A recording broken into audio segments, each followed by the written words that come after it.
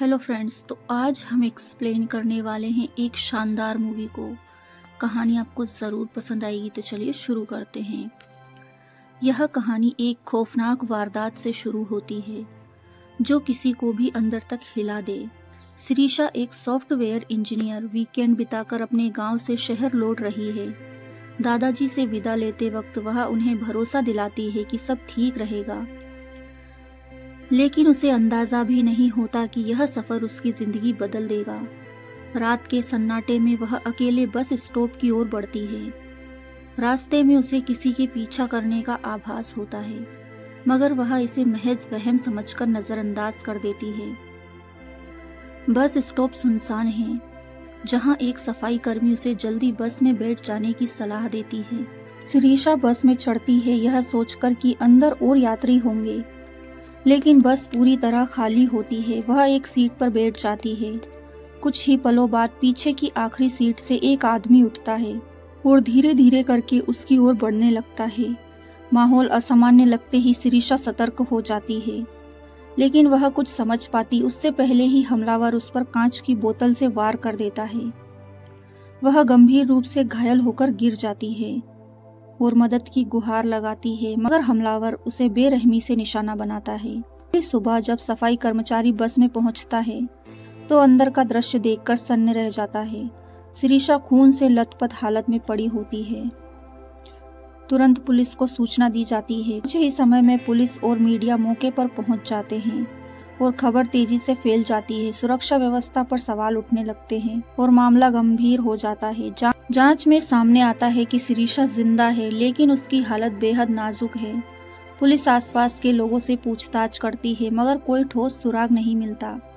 बढ़ते दबाव के बीच सीनियर अधिकारी अपनी टीम से नाराज होते हैं, मगर कोई ठोस सुराग नहीं मिलता। बढ़ते दबाव के बीच सीनियर अधिकारी अपनी टीम से नाराज होते हैं। तभी एक अधिकारी सुझाव देता है कि इस केस के लिए विक्रम को वापस बुलाया जाए। विक्रम, जो एक पुराने विवाद के कारण विभाग से दूर है, इस मामले के लिए सबसे सक्षम माना जाता है।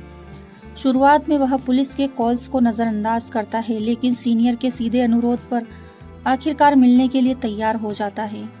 यहीं से केस की असली जांच शुरू होने की उम्मीद जगती है। विक्रम पुलिस स्टेशन पहुंचता है, लेकिन कमरे में दाखिल होने से पहले ही उसका सामना अपने अतीत की डरावनी यादों से होता है। उसे वह पल याद आता है जब उसके हाथ खून से सने थे। एक ऐसा राज जिसने उसकी जिंदगी बदल दी। कुछ सेकंड के लिए वह टूटता है, फिर खुद को संभालकर अंदर चला जाता है। सीनियर सीधे मुद्दे पर आते हैं और शिरीषा के केस संभालने की जिम्मेदारी उसे देने की बात करते हैं। विक्रम का गुस्सा फूट पड़ता है। वह उन्हें याद दिलाता है कि इसी डिपार्टमेंट ने उसे बाहर का रास्ता दिखाया था। वह साफ मना कर देता है और वहां से निकल जाता है। रास्ते में उसे दोस्त का कॉल आता है। हॉस्पिटल में तुरंत खून की जरूरत है। विक्रम बिना सोचे वहां पहुंचता है, जहां उसे पता चलता है कि ब्लड शिरीषा के लिए चाहिए। बाहर माहौल गर्म है। लोग पुलिस के खिलाफ प्रदर्शन कर रहे हैं। एक लड़की खुलकर पुलिस की नाकामी पर सवाल उठा रही होती है, जिसे देखकर विक्रम कुछ पल ठहर जाता है। ब्लड डोनेट करने के बाद उसकी नजर एक बुजुर्ग पर पड़ती है जो बुरी तरह टूट चुके हैं। दोस्त बताता है ये शिरीषा के दादाजी हैं। उनकी बेबसी और दर्द विक्रम को अंदर तक झकझोर देता है। दादाजी की एक ही मांग होती है, मेरी बच्ची को इंसाफ दिलाओ। घर लौटने के बाद भी विक्रम इन बातों से निकल नहीं पाता। आखिरकार वह फैसला करता है कि इस केस को अंजाम तक पहुंचाएगा। वह सीनियर को कॉल करके केस लेने के लिए हामी भर देता है। अगले दिन महीनों बाद वह फिर से वर्दी पहनता है। परिवार के चेहरे पर खुशी साफ झलकती है। विक्रम पूरे आत्मविश्वास के साथ स्टेशन पहुंचता है, लेकिन सीनियर एक नई समस्या सामने रखते हैं। उसके पुराने केस की वजह से कोर्ट से स्टे लगा हुआ है। सीनियर साफ कर देते हैं कि विक्रम इस केस की कमान आधिकारिक तौर पर नहीं संभाल सकता। यह सुनते ही विक्रम मायूस हो जाता है। तभी एक महिला अपने वकील के साथ वहां पहुंचती है और विक्रम को देखते ही उस पर भड़क उठती है। वह उसे अपने बच्चे की हालत का जिम्मेदार ठहराती है और चेतावनी देती है कि वह उसे आसानी से नहीं छोड़ेगी। विक्रम चुप रहता है, लेकिन उसके चेहरे से साफ झलकता है कि उसका अतीत किसी मजबूरी में लिया गया फैसला था, जिसे कानून ने अपराध मान लिया। इसी दौरान एक व्यक्ति अपने लापता भाई अशोक की शिकायत दर्ज कराने आता है। वह बताता है कि अशोक हाल ही में जेल से छूटा था और अक्सर शिवा नाम के लड़के के साथ रहता था। पुलिस को दोनों की एक तस्वीर भी दी जाती है जो आगे जांच का अहम सुराग बन सकती है। विक्रम अंदर ही अंदर टूट रहा होता है। एक तरफ शिरीषा को इंसाफ दिलाने का दबाव, दूसरी तरफ अपना अधूरा अतीत। वह खुद से जूझता हुआ नजर आता है, लेकिन उसकी माँ उसे संभालती है और हिम्मत देती है कि हालात बदल सकते हैं। इसी बीच सीनियर का कॉल आता है। वे एक रास्ता सुझाते हैं। विक्रम भले ही आधिकारिक रूप से केस ना संभाले, लेकिन एक गुप्त टीम बनाकर बाहर से जांच कर सकता है। सीनियर हर संभव मदद का भरोसा देते हैं और साफ कहते हैं कि यही मौका है अपनी वर्दी और सम्मान वापस पाने का। विक्रम इस चुनौती को स्वीकार करता है और अपनी जरूरत के हिसाब से टीम तैयार करता है। एक रिटायर्ड कांस्टेबल, एक अनुभवी अधिकारी जो रिटायरमेंट के करीब है, अखिला नाम की तेज तर्रार और निडर ऑफिसर, और अली जो एक कुशल हैकर है। यह टीम किसी औपचारिक पहचान से नहीं, बल्कि अपने अपने हुनर के दम पर एक साथ आई है। अब असली खेल शुरू होता है। विक्रम अपनी गुप्त टीम के साथ बिना शोर किए जांच शुरू करता है। उसने जानबूझकर ऐसे लोगों को चुना है जो ईमानदार और अपने काम में माहिर हैं। पहली मीटिंग में वह साफ करता है कि उन्हें घटना स्थल पर जाकर हर छोटी बड़ी बात को दोबारा समझनी होगी। टीम बस स्टॉप पर पहुंचती है और उस महिला से पूछताछ करती है जिसने सबसे पहले पुलिस को सूचना दी थी। आधिकारिक रिपोर्ट में कोई ठोस सबूत या सीसीटीवी फुटेज नहीं मिला था, लेकिन विक्रम की नज़र आसपास के इलाके पर जाती है। वह देखता है कि पास में एक प्रभावशाली व्यक्ति का घर है जहां कैमरे लगे हुए हैं। वह अली की मदद से वहां के फुटेज निकलवाता है। फुटेज में एक अहम बात सामने आती है। शिरीषा खुद से बस में नहीं चढ़ती, बल्कि कुछ सोचकर अचानक अंदर जाती है। लेकिन वह महिला जिसने उसे बस में भेजा था कैमरे में नजर नहीं आती। इससे शक गहरा जाता है। कुछ ही देर बाद एक आदमी बस से उतरकर तेजी से भागता दिखता है, जिससे यह साफ होता है कि हमलावर पहले से ही बस के अंदर छिपा हुआ था। अब विक्रम को यकीन हो जाता है कि यह कोई अचानक हुआ अपराध नहीं, बल्कि प्लानिंग के तहत किया गया था। कोई तीसरा शख्स था जिसने शिरीषा को जानबूझकर उस बस में भेजा। यही कड़ी इस केस की असली कुंजी बन जाती है। विक्रम बस के अंदर जाकर घटनाक्रम को दोबारा जोड़ता है और समझता है कि हमलावर का इरादा सिर्फ हमला नहीं, बल्कि हत्या था। उसे अंदेशा होता है कि शिरीषा अभी भी खतरे में है और अपराधी उसे खत्म करने की कोशिश कर सकता है। वह तुरंत हॉस्पिटल में तैनात पुलिस को अलर्ट करता है, लेकिन वहां लापरवाही साफ नजर आती है। ड्यूटी पर तैनात जवान नीचे चाय पीने गए होते हैं। विक्रम उन्हें कड़ी फटकार लगाता है और तुरंत वापस ऊपर भेजता है। उधर उसी वक्त एक रहस्यमयी शख्स चुपचाप शिरीषा के कमरे में दाखिल हो चुका होता है। कमरे में कोई मौजूद नहीं है। कहानी अब एक खतरनाक मोड़ पर पहुंच चुकी है। हमलावर शिरीषा के कमरे में घुसकर उसका ऑक्सीजन मास्क हटा देता है ताकि वह चुपचाप दम तोड़ दे। तभी बाहर से कदमों की आहट सुनाई देती है। वह घबरा जाता है, तुरंत मास्क वापस लगाता है और बिना निशाना छोड़े वहां से निकल जाता है। कुछ ही सेकंड बाद पुलिस वाले कमरे में पहुंचते हैं। सब कुछ सामान्य दिखता है, इसलिए वे विक्रम को कोई खतरा न होने की सूचना देते हैं।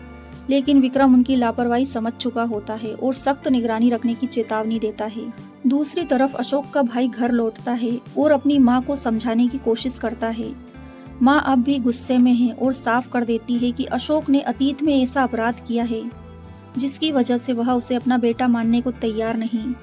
परिवार के भीतर का यह तनाव साफ इशारा करता है कि अशोक का अतीत इस केस से जुड़ा हो सकता है। इधर विक्रम अपनी टीम के साथ केस पर काम जारी रखता है। एक छोटे से होटल में बैठकर भी वह हर खर्च का हिसाब रखता है, जिससे उसकी सख्त और अनुशासित सोच सामने आती है।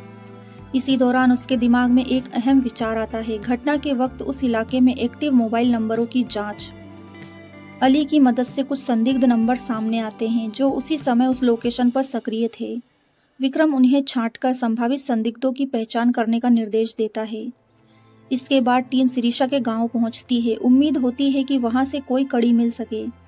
विक्रम और टीम को लोगों से जानकारी जुटाने भेजता है, लेकिन शुरुआती पूछताछ में कोई ठोस जानकारी हाथ नहीं लगती, जिससे केस और उलझता नजर आता है। पूछताछ के दौरान विक्रम एक अहम बात नोटिस करता है।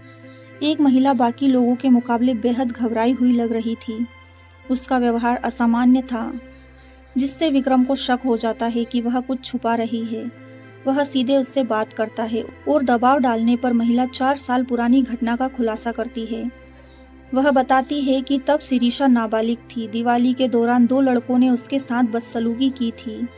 शिरीषा ने रोते हुए उसे सब बताया था और उसी महिला ने उसे पुलिस में शिकायत करने के लिए कहा था।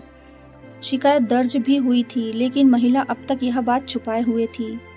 दूसरी तरफ शिवा अपने दोस्त अशोक को घबराकर वॉइस नोट भेजता है। वह साफ कहता है कि पुलिस इलाके में पहुंच चुकी है और अगर अशोक ने कोई गलती की है तो वह उसकी सजा नहीं भुगतेगा। यह बातचीत केस को और संदिग्ध बना देती है। इधर विक्रम अपनी टीम के साथ पुलिस स्टेशन जाने के लिए निकलता है, लेकिन रास्ते में गाड़ी का डीजल खत्म हो जाता है। उसकी आदत के मुताबिक टंकी कभी फुल नहीं होती। मजबूरी में उसे घर फोन कर पैसे मंगवाने पड़ते हैं। यह छोटा सा सीन उसके स्वभाव को और साफ करता है। पुलिस स्टेशन पहुंचकर विक्रम 4 साल पुरानी शिकायत की फाइलें खंगालता है, लेकिन सीधे तौर पर कुछ नहीं मिलता। तभी टीम का अनुभवी कांस्टेबल एक अहम सुझाव देता है।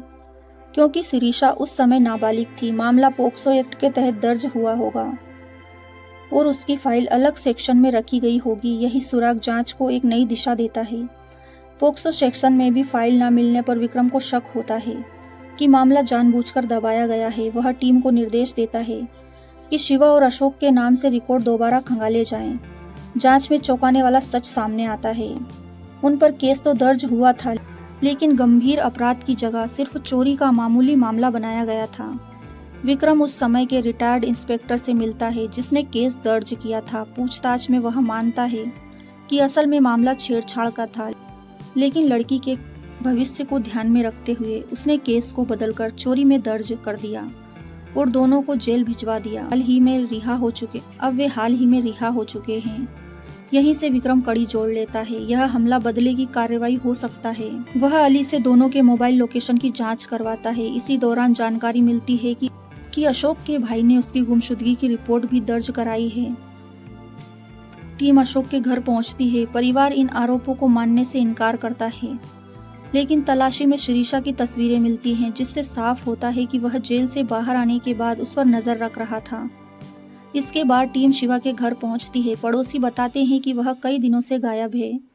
अंदर से बिखरी शराब की बोतलें और सिगरेट के निशान मिलते हैं, जो उसकी लापरवाह जिंदगी की ओर इशारा करते हैं। इसी बीच अली पुष्टि करता है कि वारदात वाली रात अशोक का फोन उसी लोकेशन पर एक्टिव था। अब शक लगभग यकीन में बदल चुका है। विक्रम तुरंत आदेश देता है कि शिवा का नंबर ट्रैक करो, हमें पता लगाना होगा कि वह अभी कहाँ छिपा है। अली शिवा की लोकेशन ट्रेस कर लेता है और विक्रम तुरंत टीम के साथ वहां पहुंचता है। मौके पर पहुंचते ही विक्रम हथियार निकालने की कोशिश करता है, लेकिन अतीत की यादें उसे विचलित कर देती है। वहीं खून से सने हाथ और गिरफ्तारी का पल। वह खुद को संभाल नहीं पाता और अपनी बंदूक साथी को सौंप देता है। टीम एक पुरानी फैक्ट्री में दाखिल होती है, जहां शिवा के छिपे होने की उम्मीद थी, लेकिन अंदर का दृश्य चौंकाने वाला होता है। शिवा पहले से ही मारा जा चुका है। उसकी बेरहमी से हत्या की गई है। खून देखकर विक्रम फिर अस्थिर हो जाता है, लेकिन टीम उसे संभाल लेती है। फोरेंसिक जांच में एक अहम बात सामने आती है। घटना स्थल पर शिरीषा के अलावा किसी और का भी खून मिला था, जिससे साफ है कि वहां संघर्ष हुआ था। इसी बीच अली को शिवा का फोन मिलता है और वह उसे अनलॉक कर देता है। फोन में मिला वॉइस नोट केस को नई दिशा देता है। शिवा अशोक को चेतावनी दे रहा था कि पुलिस जांच कर रही है और वह उसकी गलती की सजा नहीं भुगतेगा। इससे टीम को यकीन हो जाता है कि असली भूमिका अशोक की है, जबकि शिवा की भागीदारी सीमित रही होगी। यानी अब पूरा शक अशोक पर केंद्रित हो जाता है। रात हो जाने पर टीम पास के एक होटल में रुकने का फैसला करती है। यहाँ भी विक्रम का किफायती स्वभाव सामने आता है। कमरे का किराया सुनकर वह असहज हो जाता है और अंततः घर से पैसे मंगवाने पड़ते हैं। हल्के फुल्के पारिवारिक बातचीत के बीच भी उसका ध्यान केस पर ही टिका रहता है। इसी दौरान सीनियर का कॉल आता है, जो सीधे पूछते हैं क्या जांच में कोई ठोस प्रगति हुई है। अब केस निर्णायक मोड़ की ओर बढ़ रहा है। सीनियर के पूछने पर विक्रम अब तक की पूरी जांच साझा करता है और थोड़ा और समय मांगता है। साथ ही वह उन्हें अपने एक गुप्त प्लान के बारे में भी बताता है। कुछ देर बाद टीम खुशखबरी देती है कि शिरीषा की हालत सुधर रही है, लेकिन विक्रम शांत रहता है। वह बताता है कि यह असली सुधार नहीं, बल्कि जानबूझकर फैलाया गया भ्रम है। उसका मकसद साफ है, अगर अपराधी को लगे कि शिरीषा होश में आकर गवाही दे सकती है तो वह उसे खत्म करने जरूर आएगा। योजना काम करती है। खबर फैलते ही एक संदिग्ध हॉस्पिटल पहुंचता है, जहां पहले से तैनात पुलिस उसे पकड़ लेती है। लेकिन ट्विस्ट यह होता है कि पकड़ा गया व्यक्ति कोई पुरुष नहीं बल्कि एक महिला होती है। इस तरह मंजुला नाम की महिला कहानी में सामने आती है। उसे हिरासत में लेकर पूछताछ की जाती है। विक्रम उससे सीधा सवाल करता है कि वह शिरीषा को मारने क्यों आई थी, जबकि बस में हमला किसी और ने किया था। मंजुला चुप रहती है और कुछ भी बताने से इनकार कर देती है। तब विक्रम पूछताछ की जिम्मेदारी अखिला को सौंप देता है। कुछ समय बाद जब वह वापस कमरे में आता है तो देखता है कि सख्ती के बाद मंजुला दबाव में आ चुकी है और अब सच सामने आने वाला है। कड़ी पूछताछ के बाद मंजुला टूट जाती है और सच सामने आता है। वह कबूल करती है कि वह अशोक से प्यार करती है और उसी के कहने पर शिरीषा को हॉस्पिटल में खत्म करने आई थी। इससे साफ हो जाता है कि वह सीधे हमले में शामिल नहीं थी, लेकिन अशोक की मदद कर रही थी। विक्रम यह जानकारी तुरंत अपने सीनियर को देता है और भरोसा दिलाता है कि अशोक ज्यादा देर तक बच नहीं पाएगा। अगले दिन विक्रम एक अहम चाल चलता है। वह अशोक के भाई को बुलाकर उससे सख्ती से पूछताछ करता है। वह उसे बताता है कि घटना वाली रात उसके फोन की लोकेशन भी उसी इलाके में थी। दबाव बढ़ने पर भाई सच कबूल कर लेता है। वह बताता है कि उस रात अशोक खून से सनी कुल्हाड़ी लेकर उसके पास आया था और कहा था कि उसने उस लड़की को खत्म कर दिया है, जिसकी वजह से वह सालों जेल में रहा। यह सुनकर भाई ने उसे रोकने की कोशिश की, लेकिन अशोक वहां से फरार हो गया। अब तस्वीर पूरी तरह साफ हो चुकी थी। हमले के पीछे अशोक ही मुख्य आरोपी है और वह बदले की भावना से यह सब कर रहा है। इधर मंजुला अब भी पुलिस को चुनौती देती है कि वे अशोक को कभी नहीं पकड़ पाएंगे, लेकिन विक्रम पूरे आत्मविश्वास के साथ साफ कह देता है अब उसका बचना नामुमकिन है। विक्रम आत्मविश्वास से कहता है कि अशोक अब उनकी गिरफ्त में है। तभी पुलिसकर्मी एक व्हील चेयर अंदर लाते हैं, जिस पर बैठा शख्स बुरी तरह झुलसा हुआ होता है। उसे देखते ही मंजुला टूट जाती है। वह अशोक ही होता है। यहीं पर कहानी एक बड़े सस्पेंस के साथ रुक जाती है। अब तक सिर्फ 4 एपिसोड सामने आए हैं, इसीलिए कई सवाल अभी भी अनसुलझे हैं। क्या व्हील चेयर पर बैठा व्यक्ति सच में अशोक है? शिरीषा पर हमला असल में किसने किया और शिवा की हत्या के पीछे कौन है? इन सभी रहस्यों का जवाब अगले भाग में मिलने की उम्मीद है, जहां कहानी का असली सच सामने आएगा। तो कैसी लगी आपको ये सीरीज? आगे के एपिसोड्स चाहिए तो कमेंट्स करिए। Thanks for watching.